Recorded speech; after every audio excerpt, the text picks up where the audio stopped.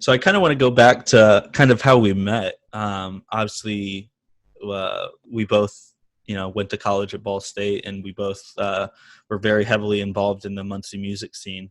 How would you kind of describe the Muncie music scene to someone who's kind of maybe new to it? Or because I can talk about it all day long and just how great it is. And Oh yeah, I've talked about it on almost every episode of this podcast, but I'd be kind of curious just to hear someone else's kind of point of view on it.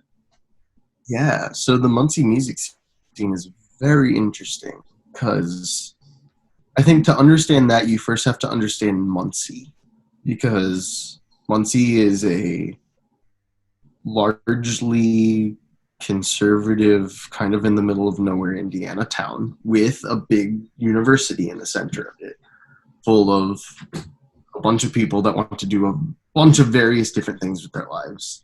And really, as far as nightlife is concerned, you have Brothers, which is a big chain bar, and you have the Chug, which is a small dive bar, and then you have Be Here Now, which is a DIY venue bar, but most venue. For our intents and purposes, it's an 18 up venue that also sells beer if you can. And so there's the crowd that every weekend, every night, every day goes to Brothers, and then there's the crowd that goes to the Chug, and then there's this whole other group of people that what do they do? They don't want to go to karaoke night at the bar with all those people, or they don't want to go listen to trap music, or country music or whatever. There's this whole big niche of people that would rather go and see live music than go just drink and play pool with their friends, which I definitely fell into. And so finding Be Here Now first was a big thing, a place like this exists where people can just play music. And then finding the house show networks on the other end of the spectrum of people my age being proactive in trying to find a place for us all to just be able to unwind and be our true selves. I just think it's really cool to see how quickly everything progressed, and how the first time I walked into the sauna, a house show venue, it was the first time I walked in and I didn't recognize a single person. I was like, we're on to something here. With very little promotion, we were able to get a couple hundred people to just show up, rather than take any of the other options of that Friday or Saturday night, to come to a house to see whatever band was playing that. I don't even remember, but yeah, that's kind of my big takeaway, is just how many people fall into the category of I don't want to go to the big chain bar or the dive bar. I want something more out of it. Yeah, absolutely. And I think it's so great how inclusive the whole scene is. There's not really two bands that are alike in the scene, from Muncie. There's, I varied from all of Alex Beckman's projects, which are, punk oriented, but with kind of different styles. But there's no he's also got that are the same. Yeah, exactly. And it doesn't matter, and people will all go to the shows. It's always the same. I mean, it's always the same, but there's always new people too. But it's they didn't matter who was playing. They just wanted to be together in a place where they felt safe, which is extremely important, and where they were enjoying their time.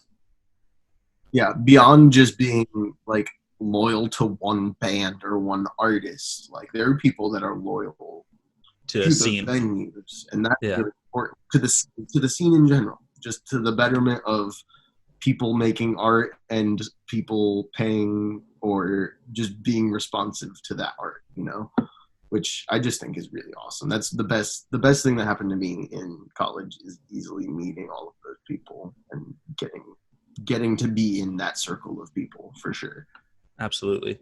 That's what did you have any bands that you were, and don't say Honey Be Well just because, but bands that you were every time I know I'm playing with these guys, I know it's going to be a fun show, or Oh, something like that.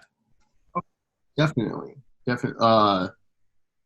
The first one that comes to mind is the Wampus Milk Daddies. I Yep, don't know if you've those are. seen them. But I have. That's what Tony. they're I know Tony, so Tony's a yes, great yeah, guy.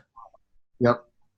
And the Wampus Milk Daddies and Pushing Daisies and even some of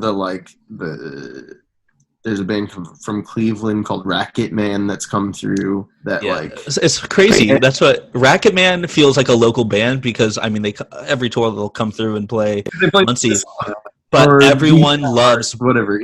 Racket Man in Muncie. That is like a dead set band. They're awesome. And when Pat and the Pistons went on tour, we stayed at their place in Cleveland, and it was Okay. it was awesome. It was so cool. They have a great big house with like a studio set up in the living room, and it's just like exactly what you'd expect those guys to be. Like their living situation is exactly what you'd expect. It's awesome. That's what we played with them like 2 tours ago.